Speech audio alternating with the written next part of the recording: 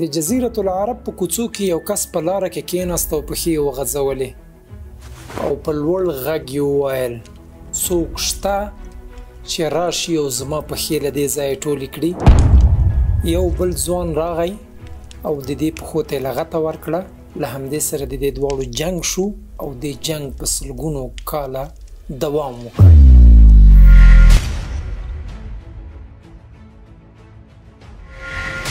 دغه ته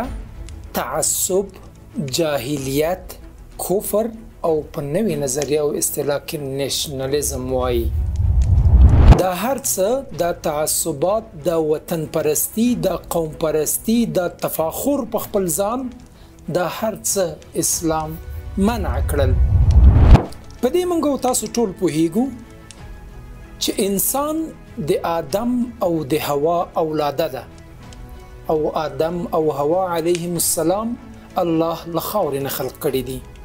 نو چې کله ټول انسانان د یو جنس شي نو هغوی کې تفاخر بیا څنګه په جنسیت باندې وشي. د همدې په خاطر باندې اسلام له دې نه مخکې چې څومره جاهلیتونه ول په انسانانو کې د ټولو لپاره یې د پای ټکی کېښود او له هغې نه وروسته اسلام له جاهلیت نه پاک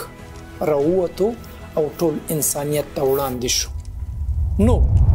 اوس موږ د دې جاهلیتونو نه په یوه جاهلیت چې تعصب دی په دې باندې بحث کوو. بیا خصوصا په تعصب کې او د تعصب بدرنګ اصطلاح لاندې یو نوې بد اصطلاح چې د نېشنلزم ملت پالنې پر نوم باندې ده په دې باندې بحث کوو. لومړی راځو نېشنلزم یا ملت پالنه پیژنو. نېشنلزم انګلیسي لفظ دی چې په اصل کې له لاتینۍ ژبې څخه راخیستل شوی دی او معنا یې ده ملت پالنه. ملت بیا په دوه معناو سره ده. یو هر هغه ولس یا هر هغه ولسونه چې د یو واحد ځانګړي قانون نه پیروي کوي او اطاعت کوي هغه ته ملت ویل کیږي. او دوهمه معنا یې ده هر هغه څوک چې یو ځانګړي نژاد، قوم، ملت، ژبې، جنس، فرهنګ، کلتور په دې کې سره مشترک وي د خلکو ته ملت ویل کیږي. د نېشنلزم معنا دغه دوهم تعریف دی چې د ملت پالنې په معنا سره راغلی ده. د دې لپاره چې تاسو په دې موضوع باندې ما یا د ما په څیر هر هغه څوک چې په دې موضوع بحث کوي نقد کوي نو راځئ لومړی د نېشنلزم تاریخچه یا شالید دا وګورئ. اوس راځو د نېشنلزم د اصطلاح یا د نېشنلزم نظریې یا فکري یا هم ورته ویلی شو دین د دې شالید وګورو. د دې شالید د ښه پیژندلو په خاطر باندې راځئ د تاریخ یو څو پاڼې رااړو. په 1095 میلادي کال کې چې تقریبا له اوس نه شاوخوا 900 څه باندې کلونه تیر شوي دي په هغې وخت کې د کلیسا راج و په اروپایي او په ټول صلیبي نړۍ کې دوی یو رهبري شورا درلوده او د دې رهبري شورا مشر په هغه وخت کې پاپ اوربان و. دوی خپل فوجونه راټول کړل او یو نوی جنگ اعلان کړلو او د جنگ ته د مقدس جنگ نوم ورکړلو او د دې جنگ هدف د بیت المقدس نیول و د مسلمانانو له لاسونو څخه. او زموږ ستاسو په اسلامي تاریخ کې دې ته لومړۍ صلیبي جګړه هم ویل کېږي چې د تاریخ په اوږدو کې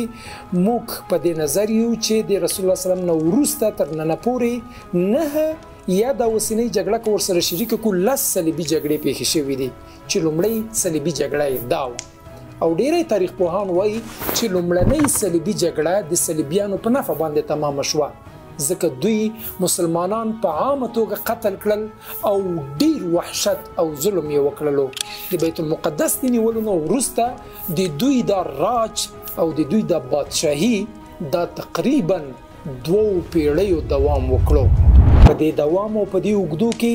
صلیبیان یا راهبان ډیر بډایه شول، ډیره دنیا یې لاسته راوړله ځکه دوی په دې وخت کې په خپلو صلیبیانو باندې یو قانون کېښود او هغه قانون دا و چې کله تاسو هم ګناه وکئ راشئ هغه ګناه موږ ته واوروئ نو موږ به ستاسو ګناهونه در وبخو په دې سره به تاسو پاک شئ او په همدې واسطه باندې هر هغه چا چې څومره ګناه یې کړې وه د همغه ګناه په اندازه باندې به دوی ته مال ورکولو چې په دې سره صلیبیان په دې دور کې زښت زیات مال او دنیا راټوله کړله خو په 14 د اکتوبر په 1519 میلادي کال کې یو بل عیسوي چې د پروتستانت مذهب صلیبي مذهب پیرو و هغه د کاتولیک مذهب چې د دې وخت حاکم نظام هم تر لاس لاندې وو د دې په خلاف باندې غږ پورته کړو چې د دې اختلاف له وجې د کاتولیک او پروتستانت مذهبونو ترمنځ په 19مه پیړۍ کې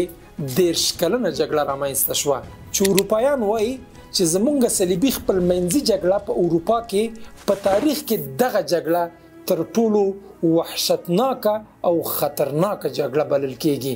چې په دې کې دوی په یو بل باندې هیڅ نه رحم ونه کړلو د دې جګړې په پای کې پروتستانت او کاتولیک دا دوه مذهبونه چې په خپلو کې وجنګېدل دوی له 10 کاله خطرناکې خونړۍ جګړې نه وروسته په یو نوي څه باندې معاهده وکړله چې دا د ویسټفالیا په نامه باندې معاهده وه دا معاهده نه د کاتولیک او نه هم د بل مذهب یا په مذهبي رنګ کې ونه شوه بلکې دې ته یو نوې فکره نوې انګیزه او یا هم دا ویلی شو چې یو نوی دین رامنځته کړو چې هغه ملت پالنه وه چې دا د کلیسایانو په زړونو کې یو نوی ارمان را زرغون شو او د همدې فکري او نظریې لاندې دوی متحد شول او په همدې وحدت کې په نړۍ کې بیا ډیر زیات جنگونه وکړل او تر ټولو ډیر جنگونه د مسلمانانو سره وکړل له دې وروسته نېشنلزم یوه نړیواله مفکوره شوه خصوصا د فرانسې د انقلاب او د ناپلیون له فتوحاتو وروسته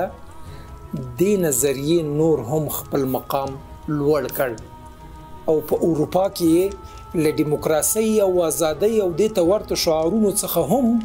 څو چنده زیات په تیزۍ سره سرایت وکړ نو خلاصه ده چې نېشنلزم په 19مه پیړۍ کې په 1648 کال کې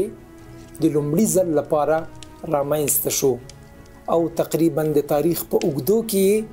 ټول اروپا بیا همداسې په تدریج سره ټول دنیا ته سرایت وکړ او په نورو ملتونو امپراتوریو او دولتونو مذهبونو باندې تحمیل کړای شوه د نن ورځې لپاره همدومره باندې بسنه کوو فقط نن مو دا وویل چې د نېشنلزم تعریف او د نېشنلزم تاریخي شالید څه دی په راتلونکي درس کې به انشاء الله ووایو چې نېشنلزم د ارواپوهانو د ټولنپوهانو او د سیاستپوهانو له نظره څنګه نظریه ده او دوهم دا چې نېشنلزم څنګه امپراتوریانې یا هم اسلامي دولتونه او خلافتونه څنګه سره ټوټه ټوټه کړل او واړه واړه دولتونه یې رامنځته کړل کوشش کوو چې دغه موضوع په 3 درسونو کې را خلاصه کړو او په پای کې په معاصر نېشنلزم او په ازرارو باندې هم بحث کوو السلام علیکم ورحمة الله وبرکاته